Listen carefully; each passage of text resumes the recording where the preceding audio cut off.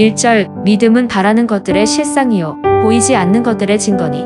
4절 믿음으로 아벨은 가인보다 더 나은 제사를 하나님께 드림으로 의로운 자라 하시는 증거를 얻었으니 하나님이 그 예물에 대하여 증언하심이라. 그가 죽었으나 그 믿음으로써 지금도 말하느니라. 히브리서 11장은 소위 믿음장이라고 그렇게 불려집니다.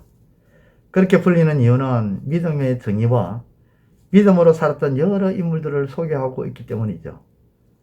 이제까지 더 나은 예수에 대해서, 더 좋은 예수에 대해서 예수님을 계속 소개한 히브리서 기자는 11장에서 믿음에 대해서 말씀합니다. 1절 믿음은 바라는 것들의 실상이요 보이지 않는 것들의 증거니.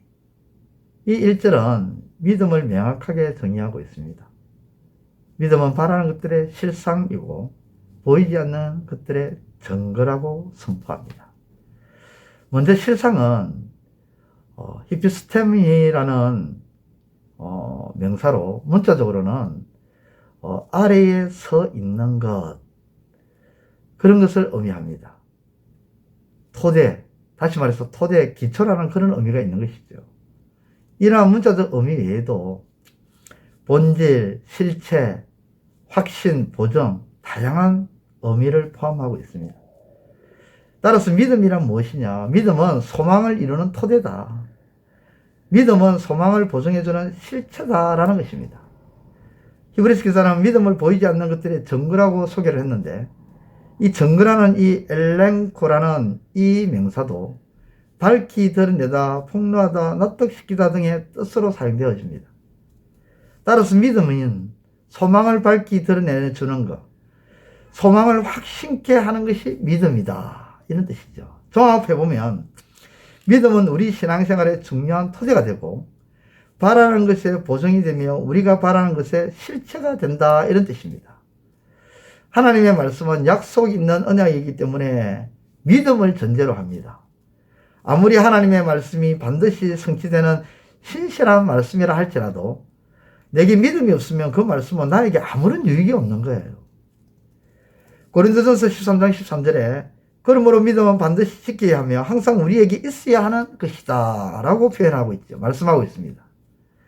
그러면서 이제 히브리서 저자는 믿음을 통해 약속하신 상을 받은 이들을 소개하기 시작합니다. 믿음을 통해 약속하신 상을 받은 이들을 소개한다. 그 첫 번째 인물이 아벨입니다. 4절에 보면 믿음으로 아벨은 가인보다 더 나은 제사를 하나님께 드림으로 의로운 자라 하시는 증거를 얻었으니 하나님이 그 예물에 대하여 증언하심이라. 그가 죽었으나 그 믿음으로써 지금도 말하느니라. 가인은 땅의 소산으로 들었고 아벨은 양의 첫 새끼와 그 기름으로 하나님께 제사를 드렸습니다. 그리고 아시는 바와 같이 하나님은 가인의 제사는 받지 않고 아벨의 제사는 받으셨습니다. 왜 이러한 차이가 있는가? 여기에 대해서 예물의 차이라고 그렇게 말하는 경우도 있죠. 그런데 예물 때문은 아니에요. 근본적인 차이가 있었습니다. 그것은 바로 예배자의 차이였습니다. 더 정확히는 예배자의 믿음 차이였습니다. 아벨은 믿음을 가지고 제사를 드렸습니다. 그리고 그 믿음으로 하나님 앞에서 나와 가장 귀한 것으로 드렸어요. 반면에 가인은 믿음 없이 살아왔습니다. 그리고 믿음 없는 예배를 드렸고 마치 평일에는 내 마음대로 내 뜻대로 살다가 주일에 와서 잠시 하나님을 생각하는 것과 같은 그런 모습으로 예배를 드렸다는 것이죠. 하나님은 이러한 가인의 삶과 예배를 받지 않으셨던 것입니다. 다음으로 등장하는 사람이 에녹인데요. 5절에 믿음으로 에녹은 죽음을 보지 않고 옮겨졌으니 하나님이 그를 옮기심으로 다시 보이지 아니하였느니라. 그는 옮기시기 전에 하나님을 기쁘시게 하는 자라 하는 증거를 받았느니라. 아벨이 죽음을 당한 믿음의 인물이라면 에녹은 반대로 죽음을 보지 않은 믿음의 인물입니다. 유다서를 보면 에녹이 예언하였다고 소개를 하죠.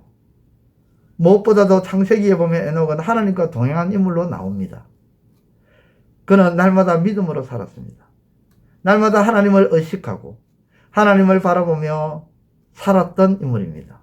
여기서 우리가 알 수 있는 사실은 이러한 믿음의 모습을 하나님은 기뻐하신다는 겁니다. 하나님을 의식하고 하나님을 생각하며 날마다 살아가는 모습. 끝으로 노아가 나옵니다. 7절에 믿음으로 노아는 아직 보이지 않는 일에 경고하심을 받아 경외함으로 방주를 준비하여 그 집을 구원하였으니 이로 말미암아 세상을 정죄하고 믿음을 따르는 의의 상속자가 되었느니라. 노아는 하나님의 준엄하신 명령을 받고 또 그 명령을 듣고 방주를 준비했던 사람입니다. 하나님의 말씀이 따라야 하는 것이 당연하지만 문제는 노아와 가족만으로 그 큰 방주를 준비하기란 쉽지 않은 일이죠. 그러나 그는 하나님을 경외함으로 방주를 차근차근 준비했습니다. 경외함에는 당연히 하나님에 대한 믿음을 바탕으로 합니다. 다시 말해 노아도 믿음으로 살았던 인물이라는 거죠. 믿음이 있었기에 그 거대한 방주를 하루하루 믿음 가운데 지어진 거예요. 믿음은 단순한 알미 아닙니다. 지식도 아니에요. 모형도 형식도 아닙니다. 믿음은 신앙의 토대이고 신앙의 실제이며 약속의 증거입니다. 하나님께서는 오늘 우리에게 믿음을 요구하십니다. 주일에만 잠시 하나님을 생각하는 정도가 아니라 날마다 우리 전 일생에서 하나님에 대한 믿음을 갖고 말씀에 순종하며 믿음대로 살아가는 것입니다.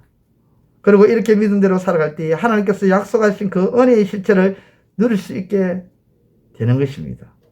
주신 오늘의 하루 속에 믿음으로 살아가 하나님을 기쁘시게 하는 저와 여러분들의 삶이 되시기를 우리 주님의 이름으로 축원드립니다. 기도드리겠습니다.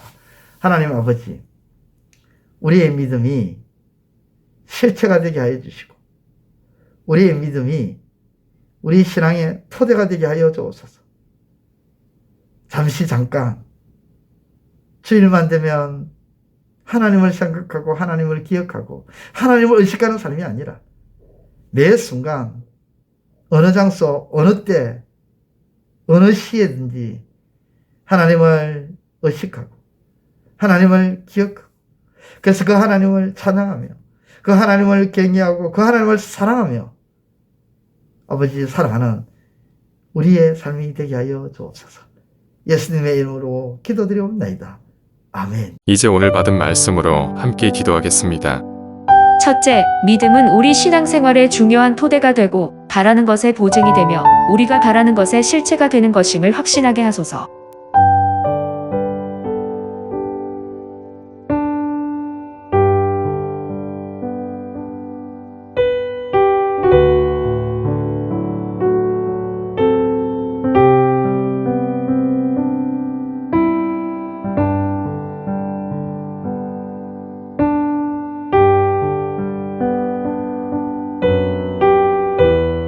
둘째, 믿음으로 살았던 선진들의 삶에서 그들은 잠깐 하나님을 의식하며 살지 않고 날마다 하나님을 생각하며 바라봄으로 하나님이 약속하신 은혜의 실체를 누렸던 것을 기억하게 하소서.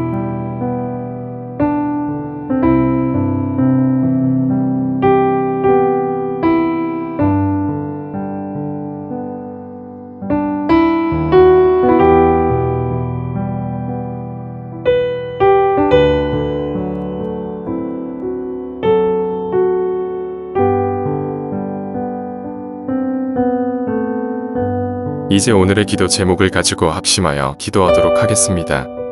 첫 번째, 하나님, 복음을 통해 하나님의 자녀가 된 우리의 삶이 고난으로 인해 퇴보하거나 현실적 어려움 때문에 믿음의 끈을 놓는 일이 없게 하소서.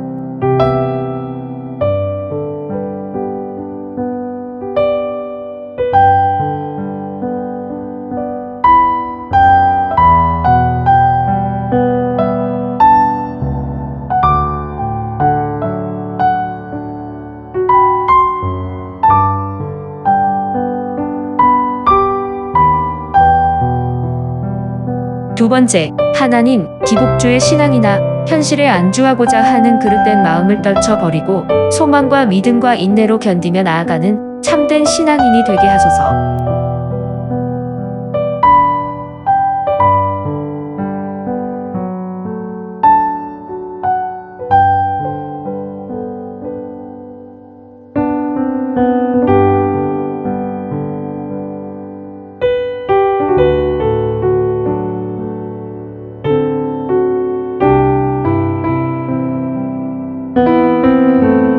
번째, 하나님, 자기 목숨을 버리기까지 원수인 우리를 사랑하신 주님의 그 큰 사랑을 입었음에 우리도 뜨겁게 사랑하며 살아가게 하소서.